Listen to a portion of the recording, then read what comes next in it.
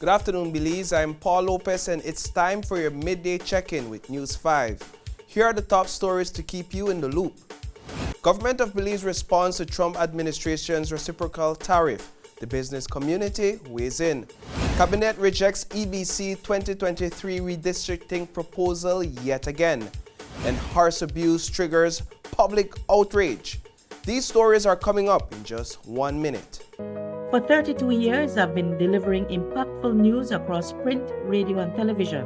With extensive training both locally and internationally, I bring you the top stories on News 5 every night, covering special assignments including Taiwan's historic swearing-in of President Tsai Ing-wen in 2016 and the ICJ's role in territorial disputes from The Hague in 2018 has broadened my global perspective. I use all these experiences to bring you the very best on News 5 live at 6. I am News 5.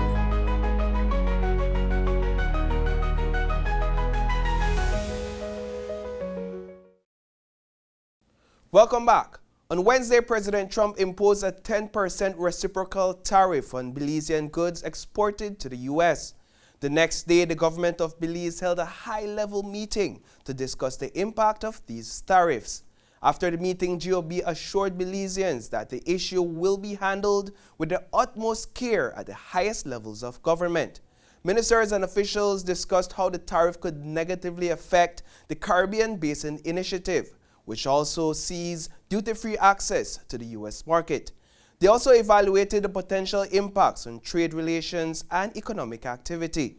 The government committed to using all available political and diplomatic channels to address the situation. The potential impact of the Trump administration's 10% tariffs on trade relations has the business community buzzing.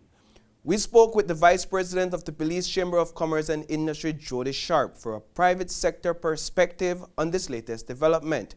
Here is what he had to say. For us to really turn back, try to reverse, or try to sit down and renegotiate, collaborate, is for us to go as a group, as CARICOM, because then as us just Belize, and this is where our government will have to step up.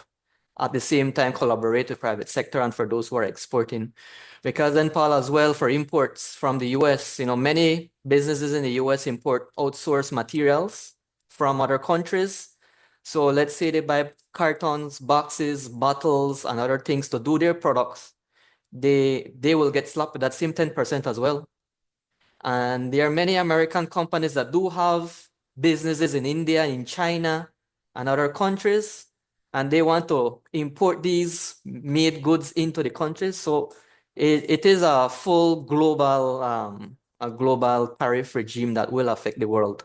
Definitely, we are on the meeting table. We are trying as much to collaborate and to have information flow as much as possible and to be there to advise as well. Right now in this time of this new 10%, information is crucial and essential for us to see what kind of decisions we're going to make, what plan to do, what little tweaks and changes we need to do in order to not take that, let's say for an exporter doing his own importing into the US, not to take that 10%. So definitely we as chamber, we will provide information, we will do the collaboration, we will bring persons to the table, and we will bring heads together to see how we could work along with government as well, with Beltrade, with Ministry of Foreign Trade and Trade, to see how we could lessen the impact on us exporters. And at the same time, inflation is already going on, an extra percentage more of inflation does not help the country of Belize and exporters and everyone, including consumers. There's still no progress on redistricting Belize's 31 electoral divisions. At the latest cabinet meeting, it was decided that the 2023 proposals from the Elections and Boundaries Commissions were unworkable and didn't meet constitutional requirements. Last month, Prime Minister John Briceño promised to complete the redistricting by the end of 2025. We spoke with Paul Morgan from the Belize Peace Movement, who is also a claimant in the redistricting case, to get his reaction to the proposal's rejection. I wouldn't accept those proposals either. They're total nonsense, right?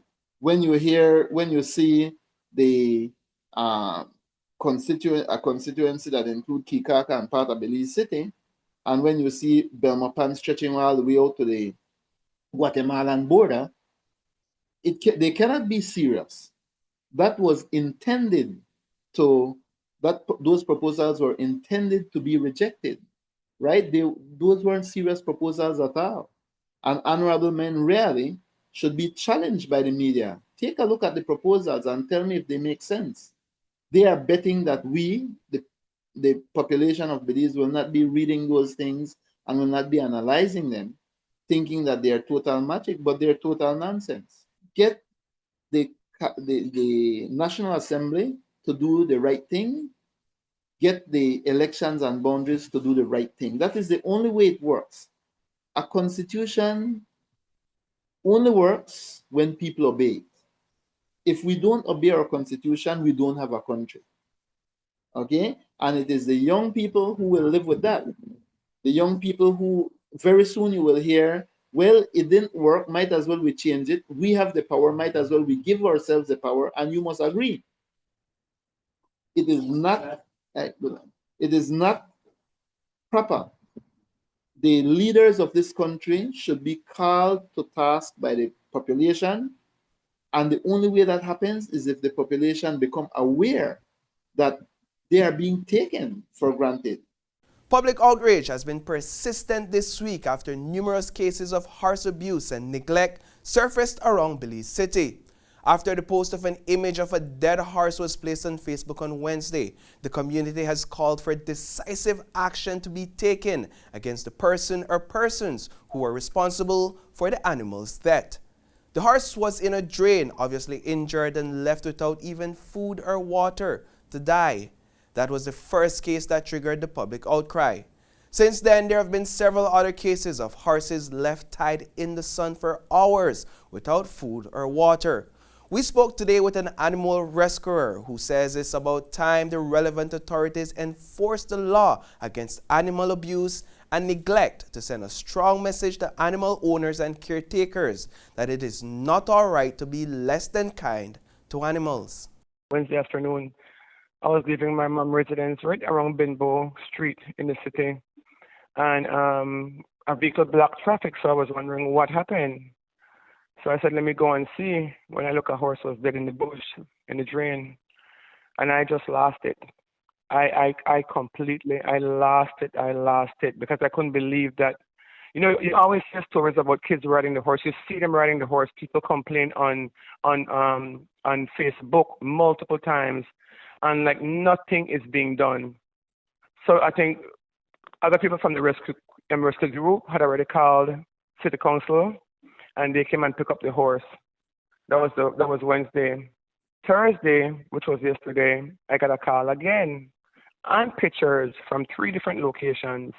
One was in front of the education building. The other was at the corner of Cairon Euphrates Street Avenue. Yep. And the other one was, I think, somewhere by a cemetery where horses are tied with no water. I think it's just common sense. If you know Belize is hot. If we walk outside or just sit outside, it is hot, extremely hot. Simple thing as water, just so simple water they could give the animal, put them in a shaded area. Many times, too, even with dogs, you pass on certain areas, even in yard, fenced yard at that too. They have a dog tied to a tree with no shelter, no house. Rain beat them, sun beat them, and like it's just the basic norm, and that's my issue. And then a lot of people pass and see things. Thank God that person did ask to remove the horse and give the horse water because I saw it. But a lot of people just pass and blind eye, like it's just a norm, and that's my biggest issue. It is not normal because they have feelings just like any other animal and just like us. Just get a house, and if you can't afford to have an animal, just don't have one. That's a wrap for the news at noon, but don't worry, there's plenty more coming your way at 6 p.m. We'll delve deeper into these stories and more. In the meantime, visit channel5belize.com and follow us on Facebook for real-time updates. And don't miss Open Your Eyes on Monday morning for fresh takes on today's headlines. Thanks for tuning in, Belize. Stay informed, stay inspired, and have a fantastic afternoon.